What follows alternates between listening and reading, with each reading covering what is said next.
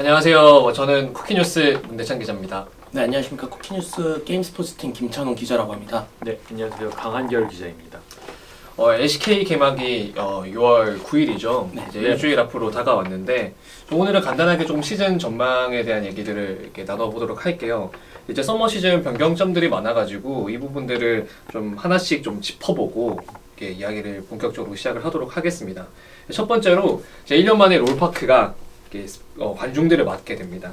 오프라인 경기가 이제 시작되는 건데 지난해 스프링 시즌부터 이제 무관중으로 경기가 진행이 됐고 이제 이번 서머 시즌부터는 다시 이제 관중들을 맞게 됐는데요. 정부 코로나19 정부 수칙에 따라서 이제 10%만 관중 입장이 허용됩니다. 대략적으로 한 40명, 네, 40명 정도가 이제 경기장에 들어설 예정이죠. 네. 아무래도 사실 지난해 데뷔한 선수들 중에는 관중들 앞에서 경기를 안 해본 선수들이 많아요. 이 부분에 대해서 좀 긴장감을 호소하는 선수들도 있고 이런 부분들이 아마도 좀 변수로 작용하지 않을까라는 생각이 듭니다. 두 번째로는 이제 콜업 시스템이 변경이 됐어요. 사실 지난 시즌 이제 프랜차이즈 제도가 도입되면서 1군이랑 2군 시스템이 재편이 됐죠. 그러면서 콜업 시스템이라는 게 생겼는데 지난 시즌에는 라운드별로 그렇죠. 콜업이 됐어요. 근데 이번에는 이제 2주로 바뀌었고 그리고 또 이게 긴급 콜업이라는 게 있습니다. 선수가 예기치 못한 사정으로 이제 경기에 나서지 못했을 경우에 이제 라이엇의 허락을 받아가지고 선수를 2군에서 빠르게 콜업할 수 있는 이렇게 제도가 있는 건데 사실 이 제도가 바뀐 이유가 있잖아요. 지난 2월 6일 날 이제 프레디 프리온과 이제 T1과의 경기 중에 프레디 프리온의 미드라이더 라바 김태훈 선수가 갑작스럽게 이제 건강 문제로 인해서 게임에 불참하게 되는데요. 이 당시에 이제 후보 미드라이너가 없던 프레딧은 시프틴 이재엽 선수를 1세트에 이제 미드라이너로 기용을 하게 되는데요. 2세트는 그리고 엄티 엄성현 선수를 미드라이너로 기용을 했습니다. 하지만 그 당시 이제 프레디 프리온이 성적이 나쁘지 않았음에도 그 변수에 좀 대처를 하지 못해서 T1에게 이렇게 좀 아쉽게 패한 경기가 있는데 이런 경우에는 변수적인 차원에서 계속해서 게임단에서도 어느 정도 조치가 필요하다는 피드백이 있었고요. 이후 이제 라이엇에서도 이를 받아들여서 이번에 그 긴급 콜업 시스템을 이제 이렇게 받아들였다고 알고 있습니다. 또 이제 가장 크게 사실 이번 서머 시즌 중점적으로 봐야 될 부분이 롤드컵 시드권입니다. 사실 서머 시즌은 롤드컵에 진출할 팀이 사실 이전까지는 3팀에 불과했는데 이번에 담원게이밍 기아가 MSI에서 준우승을 차지하면서 그 롤드컵 초대장 4장을 받게 됐습니다. 이제 이게 일단은 이것 때문에 사실 경쟁이 많이 치열해질 것 같고 그 무엇보다 일단 롤드컵 진출하는 4팀을 가리는 조건부터 조금 알아봐야 되는데요. 일단은 이제 설명드리자면은 이제 기존 같은 경우는 이제 서머 1위 팀이 1시드로 이제 롤드컵에 진출을 했었고 이제 서머 스프링 포인트, 서머 포인트 누적 합산 포인트 1위 팀이 2시드로 진출. 그리고 이제 나머지 그 합산 포인트 2위부터 5위까지 선발전을 치러가지고 최종 승리팀이 3시드로 롤드컵에 진출하는 상황이었습니다. 이제 올해 같은 경우에는 1시드, 2시드, 3시드는 여전히 그대로 유효하면서 4시드가 생겼는데요. 4시드 같은 경우는 기존 최종전에서 패배한 팀, 그러니까 이제 최종전 승리팀이 3시드로 올라가는 반면에 4시드 같은 경우 최종전에서 패배하더라도 롤드컵에 진출하게 됩니다. 다만 이제 4시드 같은 경우는 바로 조별 스테이지가 아닌 예선전, 플레이인 스테이지를 거쳐서 이제 롤드컵을 가게 됩니다. 네, 어쨌든 규정이 복잡하긴 한데 그러면 지금 서킷 포인트, 그러니까 아까 말씀하셨던 것처럼 이제 스프링이랑 서머 시즌 누적 합산 점수가 되게 이렇게 중요하잖아요. 네, 그렇죠. 그래서 지금 그 스프링 시즌 좀 서킷 포인트 상황이 좀 어떻나요? 지금? 일단 스프링 우승팀 이제 담원 기아가 90점, 그리고 이제 준우승 젠지가 70점, 3위 하나생명 e스포츠가 50점, 그리고 4위 T1이 30점, 5위 DRX가 20점, 6위 농심 레드포스가 10점을 획득한 상태입니다. 그리고 이제 이번 서머 같은 경우는 전년도에 비해서 이제 서킷 포인트가 조금 더 올라간 상태예요. 이제 1위 아까도 말씀드렸다시피 1위는 이제 롤드컵에 자동 진출하게 되고 2위 같은 경우는 100포인트, 3위 같은 경우는 80포인트, 4위는 60포인트, 5위 30포인트, 6위는 10포인트입니다. 이제 스프링 시즌에 아무래도 조금 부진했더라도 서머에서 이제 반격 혹은 역습할 수 있는 기회가 생겼다고 볼 수 있겠죠. 확실히 그래서 조금 많이 서머 시즌이 재미있을 것 같고 네. 그래서 다들 많이 이게 기대를 하시는 것 같은데 어쨌든 지금 섭기 포인트 상황으로 봤을 때는 솔직히 하나생명, 뭐 T1, 당원기아, 젠지가 가장 유력하잖아요. 그렇죠. 하지만 그럼에도 불구하고 사실 지난 시즌에도 정말 프레디 브리온이 그러니까 어떻게 보면은 신입이었잖아요. 네, 사실 지난 시즌에 신입생인데도- 들어온 신입생이었는데 담원기아를 잡기도 했고 당연히 되게 이변이 많았었는데 이번에도 사실 그런 구도들이 예상이 되잖아요. 어쨌든 네네. 지금은 유력한 네 팀이지만 여기 중에서 사실 그러니까 이 네 팀 중에 뭐 두 팀 정도는 사실 다른 팀과 자리를 바꿀 수도 있는 거고 네. 충분히 가능성이 네. 있죠. 그래서 이제 이 부분에 대해서 저희가 조금 얘기를 나눠볼 텐데 네. 그 4강 구도를 좀 깨트릴 수 있는 팀은 어떤 팀이 있을지 좀 각자의 생각을 조금 듣고 싶거든요. 저는 4위에 가장 유력하게 이제 경쟁력을 드러낼 수 있는 두 팀을 뽑아봤는데요. DRX랑 리브 샌드박스를 뽑아봤습니다.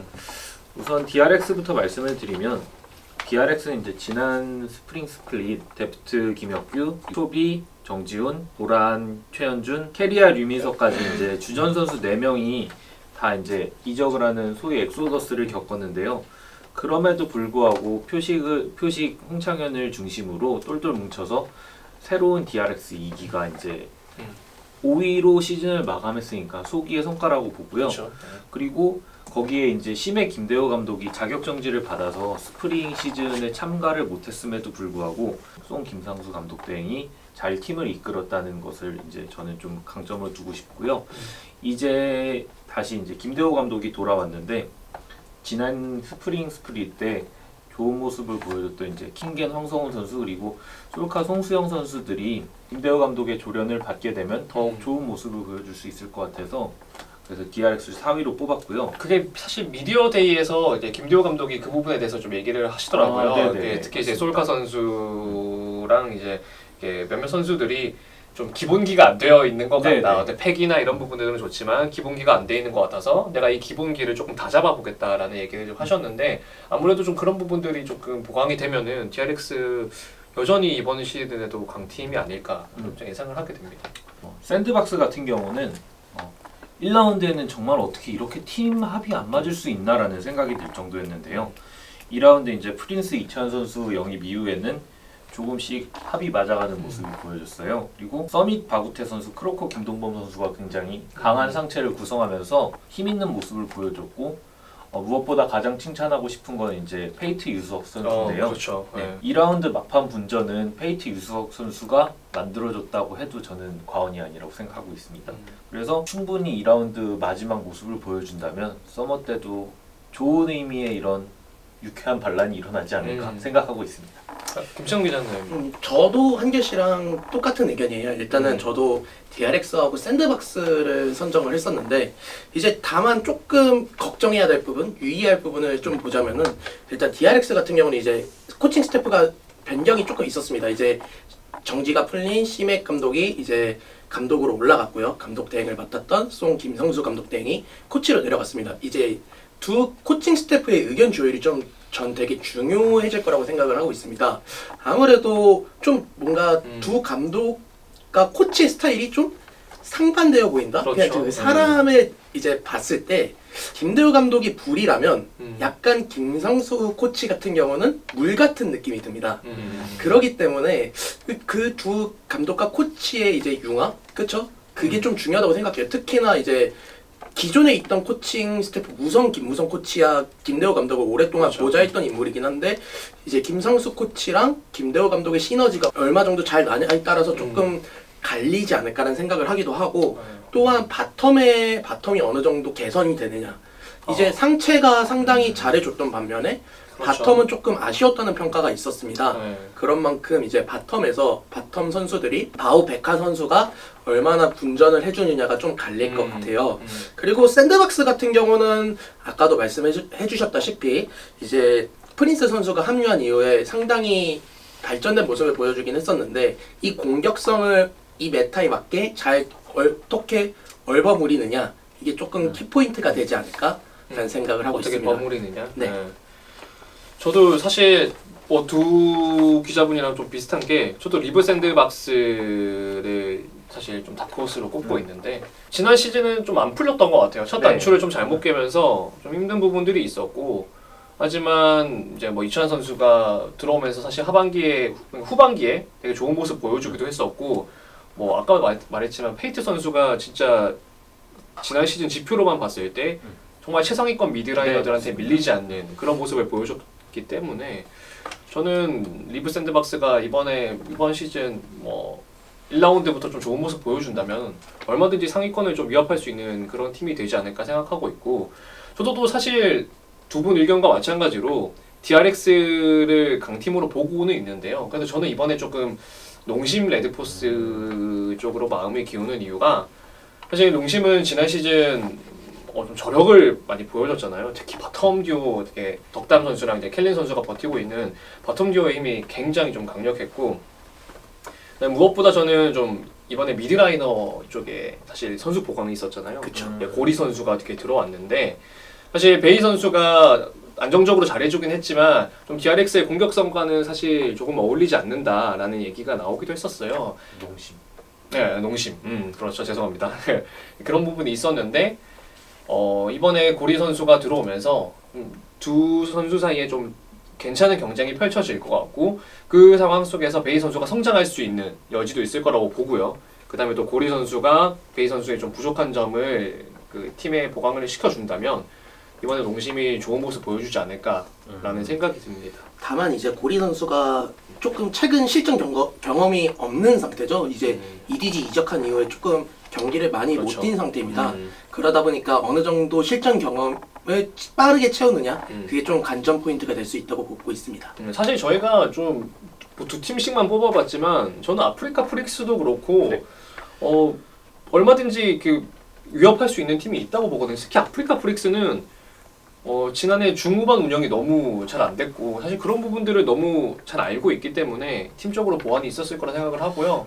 이제 카인 장르리 감독이 그렇죠. 좀 했죠. 네. 워낙 그 북미 무대에서 잔뼈가 굵은 감독이어서 좀 그리고 또 C9이나 뭐 이전에 맡았던 팀들의 스타일을 보면 안정적인 운영, 경기 운영에 대해서 능력이 상당히 탁월한 감독이라서 그런 DNA가 아프리카에 이식됐을 때 어떻게 변화될 수 있을지가 좀 상당히 궁금해집니다. 사실 저도 이제 두 팀을 뽑긴 했지만 4위는 지금 어떤 팀이 4위를 해도 이상하지 않은 역대급 서머가 펼쳐질 거라고 생각은 하고 있습니다. 지난 신입생이었던 프레디 브리온이 그렇게 저력을 발휘했던 것처럼 워낙 메타의 변화가 크기 때문에 어떤 팀에게든 지금 기회가 열려있는 그런 무대라고 생각하고 있습니다. 사실 뚜껑을 열어보기 전까지 저희가 뭐 어떤 팀이 롤드컵에 갈 것이다 이렇게 말할 수가 없는 것이기 때문에 이제는 저희가 그냥 흥미롭게 어떻게 경기가 흘러가는지 시즌이 어떻게 흘러가는지 좀 지켜보면 될 것 같습니다. 이제 우승 후보를 좀 저희가 전망은 안 해볼 수가 없겠죠. 네. 그래서 한번 이제 각자가 생각하는 좀 우승 후보는 누구인지 한번 얘기를 해주시면 감사하겠습니다. 이번에야말로 젠지가 우승을 한번 할 수 있는 적기가 아닌가 생각을 하고 있습니다. 지난 스프링 스플릿 당시에도 젠지는 굉장히 좋은 모습을 항상 보여주는 팀이었고요. 최근 한 2년 기준으로 봤을 때 가장 꾸준한 성적을 보여주는 팀 중 하나입니다. 우선 라스칼 김광희 선수 같은 경우에는 이제 소위 말하는 탱커, 그리고 이제 부르저라 불리는 칼챔도 모두 능수능란하게 사용할 수 있는 선수라고 생각하고요. 라인전 기량은 지금 능력 자체는 가히 LCK 탑이라고 생각하고 있습니다. 바텀 말할 것도 없죠. 룰러 네. 선수 그리고 이제 라이프 선수는 말할 것도 없으니까 이거 스킵하겠습니다. 네. 그리고 저는 제일 중요하게 생각하는 게 정글 메타의 변화예요. 그렇죠. 네. 최근에 이제 라이엇이 성장형 정글에서 갱킹형 정글로 인해서 계속 전투를 유도하는 메타를 사용하고 있는데요. 갱킹 메타의 왕이 2019년 SKT 시절 클리드 선수였어요. 그렇죠. 클리드 김태민 선수였는데 클리드 김태민 선수가 웃게 되면은 정말 든든하게 미드에서 이제 안정적인 모습을 보여주는 BDD 곽보 선수가 더 힘을 낼 수 있다는 생각이 들거든요. 어떤 팀보다도 가장 오랫동안 호흡을 맞추고 있는 젠지이기 그렇죠. 때문에 이 호흡이 정말 이번 여름에는 완전하게 만개할 수 있지 않을까 한번 조심스럽게 예상을 해봅니다. 저도 한결 기자님하고 의견이 좀 상당히 좀 비슷해요. 저도 지금 젠지 스포츠를 상당히 유력한 우승 후보라고 지금 생각을 하고 있는데 이미 앞서서 이제 좀 선수들의 내면 이런 거를 밝혀줬으니까 저 같은 경우는 젠지가 이번 물론 스프링 시즌에 준우승에 그치면서 MSI를 못 갔다 온 게 오히려 서머 시즌을 준비하는 데 있어서 많은 도움이 되지 않았을까라는 생각을 하고 있어요. 저도 담원 기아와 젠지 e스포츠가 좀 유력한 양대 산맥이라고 보는데 오히려 담원 기아가 최근에 이제 MSI를 갔다 오면서 처음으로 이 팀이 이제 지난해 서머부터 상당히 강한 모습을 보여줬는데 이제 MSI에서 처음으로 약점이 노출됐다? 이런 생각이 들기 시작하더라고요. 이제 아이슬란드를 왔다 갔다 하면서 체력적인 부분 그리고 자가 격리를 하다 보니까 서머 시즌을 완전히 100% 준비할 수 없는 상황입니다. 지금까지도 아직까지도 자가 격리 중에 있고요. 네. 그러다 보니까 조금 시즌 초반 담원이 미끄러지지 않을까라는 생각을 하고 있어요. 실제로도 2019년에 SKT가 조금 1라운드 때 부진을 했었던 것도 MSI의 타이트한 일정 때문이기도 했었고 네, 그렇죠. 2018년 킹존도 조금 비슷한 범주라고 좀 볼 수 있을 것 같거든요. 그런 면에서 조금 그 MSI 갔다 온 이후에 좀 어느 정도 빠르게 담원이 폼을 찾지 못한다면 젠지에게 우승할 수 있는 적기가 되지 않을까라는 생각을 하고 있습니다. 우승은 뭐 담원 기아나 뭐 젠지 사이에서 나올 거라고 생각을 하는데 그래도 저는 살짝 반대인 게 저는 그래도 담원 쪽 손을 들어주고 싶습니다. 왜냐면은 사실 뭐 젠지 아까 뭐 강렬 기자가 말했지만 정말 메타가 젠지한테 웃어주고 있는 게 맞아요. 클리드 선수가 어쨌든 갱킹하면 클리드 선수 아닙니까? 네, 맞습니다. 그리고 지금 젠지가 체급이 물이 오를 대로 올라 있고 지난 스프링 시즌 막바지에 성장한 모습도 보여줬고요. 그래서 실제로 이번 미디어데이에서도 젠지를 우승 후보로 꼽는 감독님들이 상당히 많았어요. 사실 지난 스프링 시즌에는 압도적으로 담원에게 몰표가 그렇죠. 갔는데 네. 이번에는 젠지 쪽에도 표가 꽤 나왔거든요. 그런 의미에서 봤을 때 젠지가 이번 시즌 우승할 수 있을 확률이 어느 때보다 높다라는 생각이 드는 건 사실입니다. 하지만 저는 그래도 담원 기아의 저력이 여전하다고 보거든요. 뭐 김찬웅 기자 말대로 저도 초반에는 조금 흔들릴 수 있다고 봐요. 실제로 그런 사례들이 많았고 아무래도 메타 파악이나 이런 부분들이 좀 힘들기 때문에 초반에는 흔들리지만은 결국에는 다시 올라오지 않을까 하는 게 제 생각이고 MSI에서 사실 저도 좀 불안하게 보긴 했지만 저는 그렇다고 크게 우려할 정도는 아니라고 봤습니다. 왜냐면 메타가 당시에 담원기아에게 좀 웃어주지 못했던 점도 있다고 봤고 그리고 RNG를 상대로 뭐 졌지만은 문제도 있었고요. 네, 2대3으로 아깝게 패했고 특히 일정에서 사실 많은 피해를 본 부분이 저는 적지 않다고 보고 있기 때문에 크게 경기력 부분에서는 걱정할 게 없는 것 같은데 관건은 저는 그래도 키플레이어는 베릴 선수라고 생각을 합니다. 베릴 선수에 따라서 베릴 선수의 활약 여부에 따라서 좀 담원 기아의 경기력이 많이 달라지는 그런 부분들이 있었기 때문에 이번에도 베릴 선수가 좀 분전만 해준다면은 결국은 담원이 우승을 차지하는 그림이 나오지 않을까라는 게 제 생각입니다. 네. 이제 6월 9일 개막 매치업을 네. 조금 간단하게 우리가 프리뷰를 해보고 이제 이 시간 마치도록 하겠습니다. 일단 매치업이 1경기가 프레디 브리온과 리브 샌드박스 그리고 2경기가 하나생명과 네. T1 경기죠. 좀 어떻게 보고 계세요? 일단 1경기 같은 경우는 공격 대 공격이 느낌이 나지 않을까? 그 이제 아까 저희가 말씀했던 그 리브 샌드박스의 그 공격력이 서머 시즌에는 어떤 모습을 발휘할지가 좀 상당히 궁금해지고 있고요. 프레디 브리온 같은 경우는 이제 지난 시즌 물론 최하위로 시즌을 마감했지만 좋은 긍정적인 부분이 있었기 때문에 그 특히나 그 선수 조련의 달인 최우원 감독이 어느 정도 이제 선수들을 비시즌 기간에 잘 조련했을지 이거를 좀 공격성을 더 살린다고 했었는데 그걸 어떻게 보여줄 수 있을지가 좀 궁금합니다. 저 같은 경우는 이제 양 팀이 마지막에 보여준 모습이 좀 상반됐어요. 프레디 프리온 같은 경우 초반에 굉장히 돌풍을 일으켰지 마지막에 좀 어느 정도 패턴이 읽히면서 좀 다소 무력하게 무너지는 모습을 보여준 반면 리브 샌드박스 같은 경우 후반기에 정말 상위권 팀들을 위협할 정도의 경기력을 보여줬는데요. 제가 생각하는 이번 포인트는 유수혁, 크로코, 이제 김동범 선수의 이제 그런 공격성을 프레디 프리온의 베테랑 이제 라바 김태현 선수, 엄티 이제 엄성현 선수가 얼마나 더 노련하고 냉정하게 잘 받아치느냐 그 미드 정글 라인에서 경기가 풀릴 이제 승부가 갈릴 것 같습니다. 저는 이제 외적으로도 되게 흥미로운 매치업이라고 생각을 하는 게 리브 샌드박스랑 프레디 브리온이 지난 시즌 플레이오프 진출을 끝까지 다투는 네, 팀 그랬죠. 중에 하나였죠. 그리고 하위권 팀에 좀 비실해 있던 상황이었는데 어쨌든 두 팀의 맞대결에 따라서 또 하위권 구도가 달라질 수 있고 중상위권 구도가 또 뭐 중하위권 구도가 달라질 수 있는 거고 그런 부분들에서 조금 관심을 가지게 되고요. 그리고 T1 같은 경우는 지난 시즌 매치업 자체가 T1도 되게 힘들었어요. 그쵸. 시즌 초반. 하나생명과 쉽지 않았습니다. 젠지, 담원기아를 연달아 만났는데 하나생명을 제외하고는 다 패하면서 네. 좀 시즌 어렵게 시작을 했어요.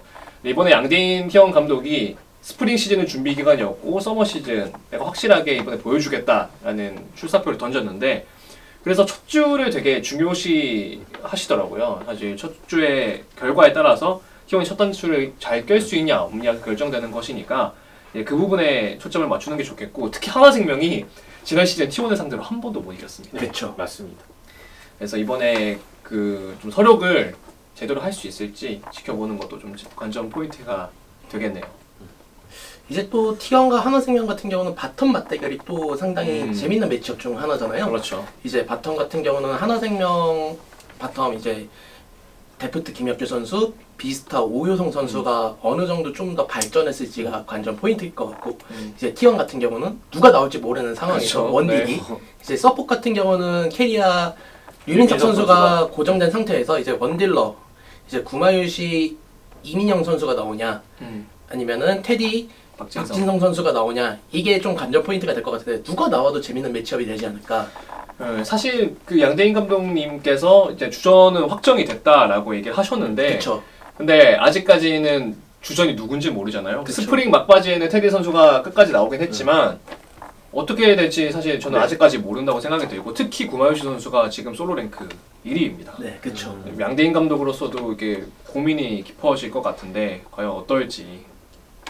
이 경기야말로 미드 대전이 정말 좀 볼만하다는 생각이 드는데 정말 이 양쪽 팀의 미드 라이너의 성향이 정말 달라요. 초비 정지훈 선수 같은 경우는 정말 강력한 라인전 능력으로 자신이 성장해서 이제 캐리력을 이렇게 과감하게 드러내는 스타일이라면 페이커 이상학 선수 같은 경우는 정말 팀적인 그 플레이메이킹이 능한 선수이기 때문에 다만 최근 메타상에서는 미드 라인에 등장한 챔피언이 그렇게 캐리력을 뽐낼 수 있는 챔피언들이 그닥 많지는 않거든요. 그렇죠.